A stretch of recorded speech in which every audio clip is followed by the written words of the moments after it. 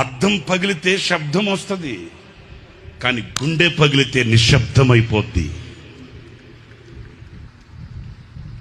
వేదన కలిగితే, బాధ కలిగితే మనసులో ఉన్న మనుషులకు చెప్పుకోగలుగుతాం, కానీ మనసులో ఉన్న మనుషులే గాయాన్ని రేపితే ఇంకెవరికి చెప్పుకుంటామండి?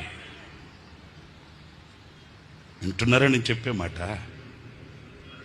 వేదన కలిగితే, బాధ కలిగితే మనసులో కొందరు ఉంటారండి, వాళ్ళతో చెప్పుకుంటామండి. మరి ఆ మనసులో ఉన్న మనుషులే గాయపరిస్తే ఇంకెవరితో చెప్పుకుంటామేంటి? దేహానికి గాయమైతే కుదుట పడుతుంది, ఎవరో సహాయం చేస్తారు, మేలు కలుగుతుంది. మరి గుండెకే గాయమైతే గుండె గాయాన్ని చూడగలిగిన వాడు ఎవడున్నాడండి? ఆ గుండెకు కలిగిన గాయమే ఒక గేయం.